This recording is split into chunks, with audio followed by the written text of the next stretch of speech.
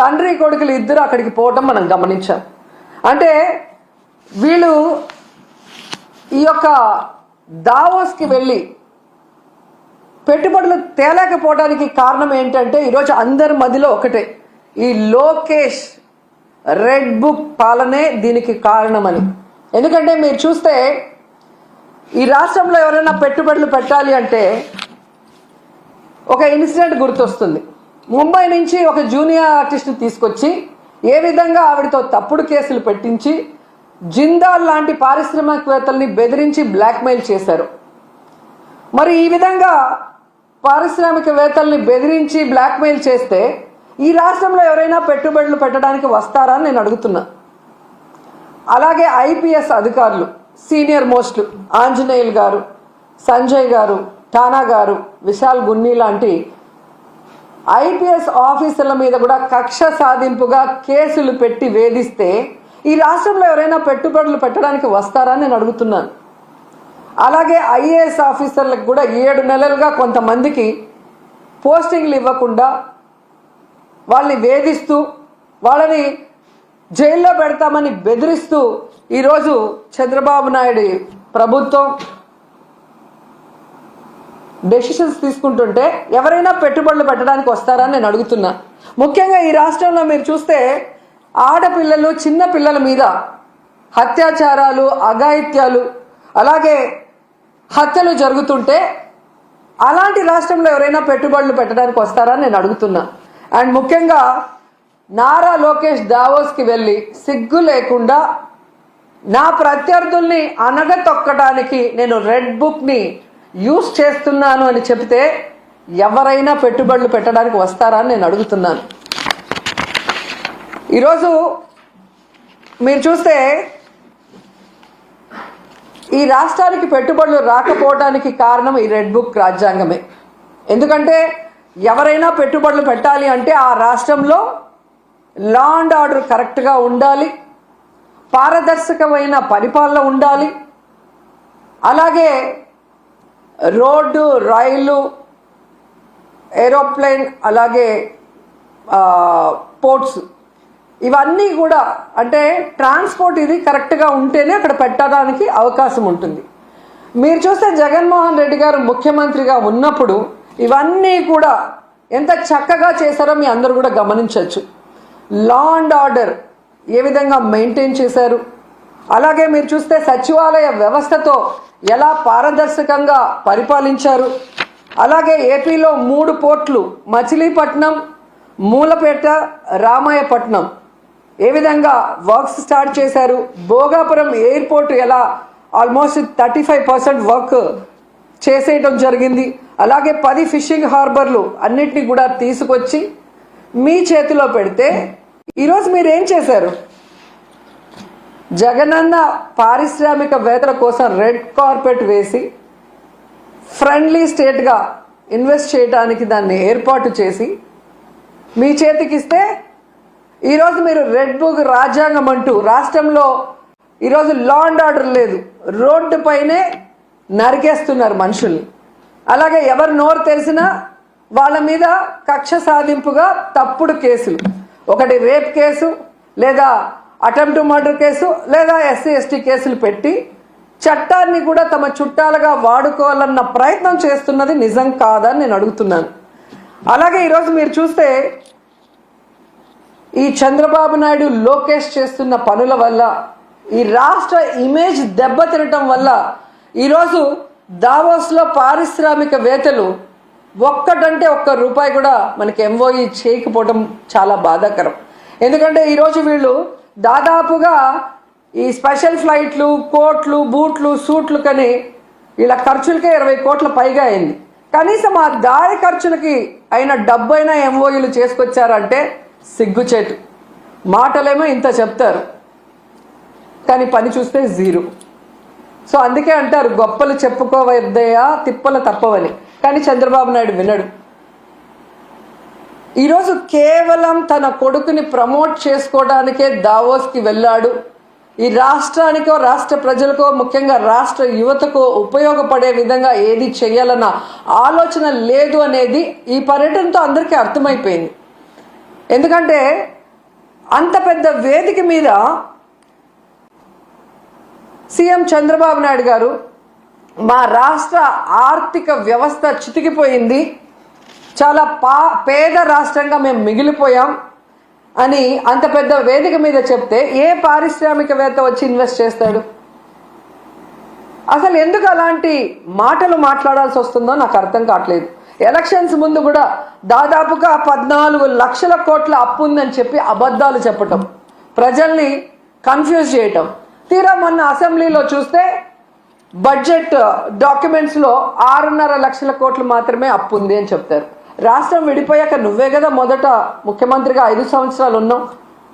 నువ్వు ఎంత అప్పు చేసి దిగిపోయావు, 5 ఏళ్లలో మేము ఏం చేసామో చెప్పాలి కదా జనాలకి. కానీ బయట ఒకటి లోపల ఒకటి మాట్లాడటం. ఏదైతే ఆంధ్రప్రదేశ్లో అబద్ధాలతో కట్టుకథలతో పచ్చ మీడియాతో ప్రజల్ని మభ్యపెట్టారో అదే విధంగా దావోస్లో కూడా మీరు మభ్య పెట్టాలన్న ప్రయత్నం ఈరోజు పెట్టుబడిదారులు పారిపోవడానికి కారణం కాదా చంద్రబాబు నాయుడు, లోకేష్ అని నేను అడుగుతున్నా. ముఖ్యంగా జగన్ గారు ముఖ్యమంత్రిగా ఉన్నప్పుడు దావోస్కి వెళ్తే ఏ విధంగా 1,26,000 కోట్ల రూపాయలకి ఎంఓయూలు చేసుకొచ్చారో మనం అందరం కూడా కల్లారా చూసాం. అలాగే విశాఖలో గ్లోబల్ ఇన్వెస్ట్మెంట్ సమ్మిట్ ఏర్పాటు చేసి 13.5 లక్షల కోట్ల రూపాయలకి ఎంఓయూలు చేయడం మీ అందరూ కూడా గమనించారు ఈ రాష్ట్ర ప్రజలు. ఎందుకు ఇది చెప్తున్నానంటే ఈ నెలలో సాక్షాత్తు ప్రధానమంత్రి గారు శంకుస్థాపన చేసిన 1,85,000 కోట్ల గ్రీన్ ఎనర్జీ ప్రాజెక్ట్ని ఆ రోజు విశాఖ గ్లోబల్ సమ్మిట్లో జగనన్న తీసుకువచ్చిన విషయం ఈ రాష్ట్ర ప్రజలకు ఇంకా గుర్తుందని నేను అనుకుంటున్నా. అలాగే ప్రధానమంత్రి గారు శంకుస్థాపన చేసిన బల్క్ డ్రగ్ ప్రాజెక్ట్ కూడా జగనన్న ముఖ్యమంత్రిగా ఉన్నప్పుడు ఇతర రాష్ట్రాలతో పోటీ పడి తీసుకొచ్చింది. దానికి భూమిని కూడా జగనన్నే తన హయాంలో కేటాయించింది నిజం కాదా అని అడుగుతున్నా. సో జగనన్న తీసుకొచ్చినవి మీ గొప్పతనంగా ప్రధానమంత్రి గారిని పిలిపించి మొన్న హడావిడి చేశారు తప్ప మీ పరిపాలన చూసి మిమ్మల్ని చూసి ఒక్క ప్రాజెక్ట్ అయినా, ఒక్క పారిశ్రామికవేత్త, ఒక్క పెట్టుబడి అయినా పెట్టాడని నేను అడుగుతున్నాను. జగనన్న విశాఖలో గ్లోబల్ ఇన్వెస్ట్మెంట్ సమ్మిట్ పెడితే అదాని వచ్చారు, అంబానీ వచ్చారు, జిందాల్ గారు వచ్చారు. అది జగనన్న క్రెడిబిలిటీ, ఆయన సుపరిపాలన, ఆయన పారదర్శకమైన పరిపాలన, ఆయన ఫ్రెండ్లీ నేచర్ పారిశ్రామికవేత్తలతో, అలాగే ఈజ్ ఆఫ్ డూయింగ్తో ఏ విధంగా పారిశ్రామికవేత్తలకి అందుబాటులోకి అన్ని తీసుకొచ్చారో అందుకే వాళ్ళందరూ రావటం జరిగింది. కానీ మీరు మీ హయాంలో ఒక్కరంటే ఒక్కరు రావటానికి భయపడుతున్నారు అంటే దానికి కారణం మీ అరాచక రెడ్ బుక్ పాలన కాదా అని నేను అడుగుతున్నాను. ఈరోజు ఇన్ని మాట్లాడి వెళ్ళిన మీకు ఉత్త చేతులతో తిరిగి రావడానికి సిగ్గు లేదా అని అడుగుతున్నాను. ఏ మొహం పెట్టుకొని ప్రజలకు ఏం చెప్పాలనుకుంటున్నారు? మీకేం కొత్త కాదులేండి. పక్క రాష్ట్రాల వాళ్ళు పెట్టుబడులతో వస్తే మీరు కట్టుకథలతో వస్తారు. ఎవరి మీద తోసేద్దామా, ఏం చెప్పి తప్పించుకుందామా అన్న కార్యక్రమం మీకు తెలిసినంత బాగా ఎవరికి తెలియదు. దీనికోసం కాదు మీకు ఓట్లేసింది, మీకు అధికారం ఇచ్చింది, మీకు పదవులు ఇచ్చింది. ఇప్పటికైనా ఈ రెడ్ బుక్ అరాచక పాలనని మానేసి ప్రజలకి మీరు ఏదైతే ప్రామిస్ చేశారో ఆ ప్రామిస్ని ఫుల్ఫిల్ చేస్తూ ఈ రాష్ట్ర పరువుని కాపాడమని చంద్రబాబు నాయుడుకి, లోకేష్కి, పవన్ కళ్యాణ్కి తెలియజేసుకుంటున్నాం. ఎందుకంటే పవన్ కళ్యాణ్ గారు ఏదో మత్తులో మాయలో ఉన్నారు, చంద్రబాబు నాయుడు మత్తు మాయలో. కనీసం దావోస్కి మిమ్మల్ని తీసుకెళ్ళలేదు అంటే మీరు వెళ్తే పెట్టుబడులు రావని మిమ్మల్ని తీసుకెళ్లేదా పవన్ కళ్యాణ్ గారు? లేదా గతంలో మీరు ఒక ఇంటర్వ్యూలో దావోస్కి వెళ్ళటం వేస్ట్, దానివల్ల రూపాయి ఉపయోగం లేదని మీరు ఇచ్చిన ఇంటర్వ్యూ వల్ల తీసుకెళ్ళలేదా? లేదా పవన్ కళ్యాణ్ వస్తే లోకేష్కి ఇంపార్టెన్స్ తగ్గిపోతుందని తీసుకెళ్ళలేదా? ఇది మాకు చెప్పకపోయినా పర్లేదు, కనీసం పవన్ కళ్యాణ్కి జనసేన కూలీలకి చెప్పాల్సిన అవసరం ఉందని కూడా ఈ సందర్భంగా తెలియజేసుకుంటున్నా. ఎందుకంటే అంత పెద్ద వేదిక మీద లోకేష్ సీఎం అయితే బాగుంటుంది, డిప్యూటీ సీఎం అయితే బాగుంటుంది అని ఎలా భజన చేశారో, ఆ భజన చూసి పారిశ్రామికవేత్తలు ఎలా అవాక్కయ్యారో కూడా అందరూ గమనించారు. సో చంద్రబాబు నాయుడు గారు, మీరు వచ్చి 7 నెలల కాలం అవుతుంది. ఈ రాష్ట్ర పరువు ప్రతిష్ట దిగజార్చే విధంగా మీరు పరిపాలిస్తున్న విషయాన్ని ఇప్పటికైనా గుర్తించండి. మొన్న టీటీడీ తిరుమల వైకుంఠ ఏకాదశి తొక్కిసలాటలో ప్రాణాలు పోగొట్టుకున్న కుటుంబాల్ని మీరు గాలికి వదిలేసి, దాంట్లో నుంచి మిమ్మల్ని నమ్ముకున్న మీ అఫీషియల్స్ ఎవరైతే మీరు రిక్రూట్ చేశారో వాళ్ళు, మీరు రిక్రూట్ చేసిన టీటీడీ పాలక మండలిని తప్పించడానికి, కాపాడటం కోసం ఈరోజు ఎన్ని డాన్సులు వేస్తూ తిరుమల పవిత్రతను పాడు చేస్తున్నారు. లడ్డూ విషయంలో ఎలా ఈ తిరుమల పవిత్రతను పాడు చేశారు. అలాగే మహిళల మీద ఇన్ని అఘాయిత్యాలు, ఇన్ని అత్యాచారాలు, హత్యలు జరుగుతుంటే కూడా మీరు దాన్ని ఎవరి మీద నెట్టాలి, ఏ పార్టీ మీద నెట్టాలన్న ప్రయత్నం చేస్తున్నారే తప్ప వాటికి అడ్డుకట్ట వేయకపోవటం ఈ రాష్ట్ర ప్రజలందరూ కూడా గమనిస్తున్నారు. ముఖ్యంగా పవన్ కళ్యాణ్ గారు లా అండ్ ఆర్డర్ ఫెయిల్యూర్ అయింది, హోమ్ మినిస్టర్ ఫెయిల్యూర్ అయ్యారని చెప్పి అంత చెప్పిన తర్వాత కూడా ఇంతవరకు మీరు లా అండ్ ఆర్డర్ మీద దృష్టి పెట్టలేదు అంటే ఈ రాష్ట్ర ఇమేజ్ ఎంత దిగజారిపోయిందో దావోస్ పర్యటనలో మీకు ఒక్క ఎంఓయూ కూడా అవ్వకపోవటం అనేది ఇప్పటికైనా తెలుసుకొని రాష్ట్ర ప్రతిష్టని, పరువుని పెంచే విధంగా మీరు పరిపాలిస్తారని ఆశిస్తున్నాం. అలాగే ఈ రాష్ట్రంలో తప్పుడు కేసులు, ఈ రాష్ట్రంలో మీకు నచ్చని వాళ్ళ మీద ఏదో రకంగా కక్ష సాధింపు చేయాలి అంటే అది కరెక్ట్ కాదు. ఎందుకంటే ఎప్పటికీ మీరు ఉండరు. రాబోయే కాలంలో జగన్మోహన్ రెడ్డి గారు ఖచ్చితంగా ముఖ్యమంత్రి అవుతారు. ఎందుకంటే ఇప్పటికే ప్రజలు మీకు ఓటేసిన దానివల్ల వేసిన వాళ్ళు బాధపడుతున్నారు. ఈవీఎంల వల్ల మీరు గెలిచారనుకున్న వాళ్ళు మీరు దిగిపోవాలని ప్రార్థనలు చేస్తున్నారు. ఎందుకంటే మీ వల్ల పేదవాళ్ళకి ఉపయోగం లేదు, రాష్ట్రానికి ఉపయోగం లేదు, ఏ వర్గానికి కూడా ఉపయోగం లేదు. కాబట్టి ఇప్పటికైనా మీరు మీ సీనియారిటీని, ఇచ్చిన మాట నిలబెట్టుకోవడంలో పెట్టండి.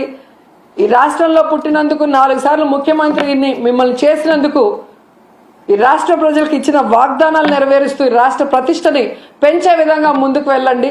ఇప్పటికైనా అబద్ధాలు చెప్పడం మానేయండి అని కూడా ఈ సందర్భంగా తెలియజేసుకుంటూ, నిజంగా ఈరోజు ఒక్క ఎంఓయూ కూడా జరగకుండా వీళ్ళు తిరిగి రావటం వీళ్ళకి సిగ్గనిపించడం లేదేమో కానీ ఈ రాష్ట్రంలో ఉన్న ఒక ప్రజల్లాగా, అంటే ఒక ఓటర్ లాగా లేదా ఒక లీడర్ లాగా మేమైతే పక్క రాష్ట్రాల వాళ్ళ ముందు మొహం చూపించలేక సిగ్గుపడుతున్నాం. గతంలో ఎలాగైతే బాబు వస్తే జాబ్ వస్తుందన్నాడు, కేవలం వాళ్ళ బాబు లోకేష్ బాబుకే ఎమ్మెల్సీ ఇచ్చి మంత్రిని చేసుకున్నాడు. ఇప్పుడు 20 లక్షల మంది అబ్బాయిలకంతా ఉద్యోగం ఇస్తాం లేదా నిరుద్యోగ భృతి ఇస్తామన్నారు. 7 నెలలు అయింది, ఒక ఉద్యోగం లేదు, నిరుద్యోగ భృతి లేదు. మళ్ళీ వాళ్ళ కొడుకు లోకేష్ బాబుకు మాత్రమే మంత్రిగా ఉద్యోగం ఇచ్చారు. సో ఈ రాష్ట్ర ప్రజలు బాగా గమనించండి. మీకు మంచి చేసిన వాళ్ళని, మీకు మంచి చేయాలని తాపత్రయపడే వాళ్ళని ఇప్పటికైనా గుర్తించి ఇలాంటి కూటమి నాయకులు చెప్పే అబద్ధాలకి, కుట్రలకి, కుతంత్రాలకి మీరు నమ్మి బలవద్దని కూడా అందరికీ కోరుకుంటున్నాను.